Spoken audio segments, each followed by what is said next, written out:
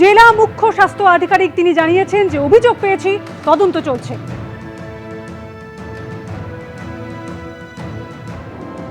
খড়গ্রামের বিএমএইচের বিরুদ্ধে অভিযোগ, ভুয়ো বার্থ সার্টিফিকেট 1 বছর ধরে উনি দিচ্ছেন। রাজ্যের বিভিন্ন প্রান্ত থেকে বার্থ সার্টিফিকেট, কোনোটা 1972 সাল, কোনো 1980 সাল, কোনো 2000 সাল, এরকম জায়গাটায় কী পেয়েছেন অভিযোগ? অভিযোগটা আমরাও শুনেছি, আমরা দেখছি, তদন্ত করে দেখছি, দেখে বলতে পারবো, ডিটেলসে ইনভেস্টিগেট করে বলবো। অভিযুক্ত বিএমওএইচ তিনি দাবি করছেন কোনো অন্যায় করলে আমার বিরুদ্ধে তদন্ত হোক। কি বলছেন তিনি, শোনাবো। আমি তো করিনি কিছু, আমি তো করিনি নিজে থেকে। আমি এই যে সার্টিফিকেটে তো আপনার সই, এখন হ্যান্ড সিগনেচার নেই তো, এটা ডিজিটাল সাইন। আমি তো আমার ডিএসসি ইউজ করি, আমি চাইছি আমার ডিজিটাল সিগনেচারটা দেখা হোক। আমি চাইছি আমার ডিজিটাল সিগনেচার নিয়ে তদন্ত করা হোক। এই ডিএসসির সঙ্গে যে জিএসসি মিলে আমি অবশ্যই পানিশেবল। আমাকে একটা স্যার একটা ভিজিট এসেছিল, বলছে একটা সার্টিফিকেট আমি ইস্যু হয়েছে, আমি স্যার জানি না। আমি স্যার যখন ভিজিট এসেছিলেন, ঠিক আছে। কোন স্যার এসেছিলেন? জেলা থেকে, জেলার আধিকারিকরা। কি নাম? জেলা ডেপুটি 2 স্যার এসেছিলেন, ডেপুটি 2 স্যার এসেছিলেন। উনি স্যার বলে দিন যে সার্টিফিকেট একটা ইস্যু হয়েছে, তো দেখে নিয়ে কী হলো বা কেন হলো জিনিসটা। আমি তো বলছিলাম স্যারকে, স্যারকে লিখে জানিয়েছিলাম এটা আমার সার্টিফিকেটটা আমার নয়, এই স্যারের সঙ্গে ছিল। আমি সেটাও ডিটেল জানিয়েছিলাম যে এটা আমার ডিএসসি ইউজ করা হয়নি স্যার, অন্তত ঘটনার ইনকোয়ারি পূর্ণ তদন্ত হোক, যে কেন হচ্ছে সেটা বই তদন্ত হোক। পোর্টাল তো একা হ্যান্ডেল করি না, পোর্টালের ব্যাপার। আমার আইডি পাসওয়ার্ড, আমার ওটিপি, আমার নিজস্ব ডিজিটাল সিগনেচার, যেটা আমার কাছেই থাকে রীতিমতো, ঠিক আছে। তা সেটা তদন্ত হলে পরিষ্কার বোঝা যাবে আলটিমেট জিনিসটা কী দাঁড়াচ্ছে। আমরা আবারও চলে যাব আমাদের প্রতিনিধি রাজীবের কাছে। রাজীব, অভিযুক্ত বিএমওএইচ তিনি বলছেন যে কোনো অন্যায় করলে আমার বিরুদ্ধে তদন্ত হোক।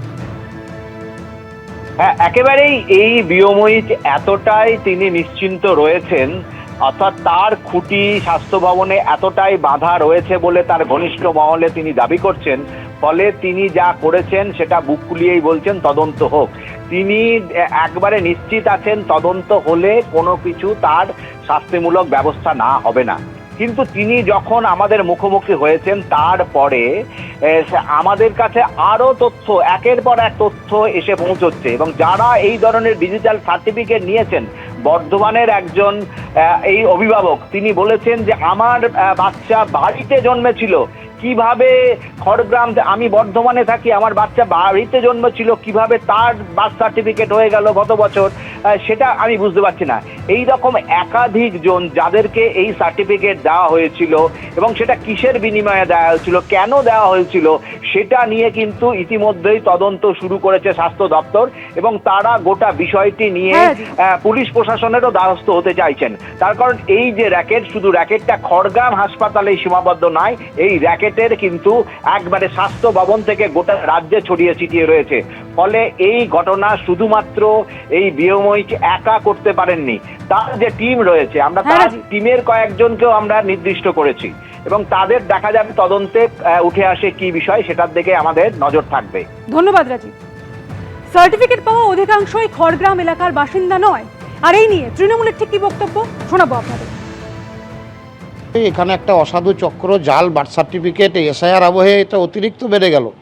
তো আমরা তো চাইবো, নতুন সরকার এসেছে এবং নতুন সরকার নিশ্চয়ই উপযুক্ত তদন্ত করে এই বিষয়টি কি আছে না আছে মানুষের কাছে অন্তত জনসমক্ষে স্পষ্ট করে তুলে ধরুক। ব্যারাকপুর থেকে শুরু করে সুন্দরবন, রাজ্যের বিভিন্ন প্রান্তের বার্থ সার্টিফিকেট এই খড়গ্রাম হসপিটাল থেকে ইস্যু হয়ে যাচ্ছে। যারা এখানে কেউ জন্মেছে বলে আমাদের মনে হয় না, এটা তো তদন্তের বিষয়।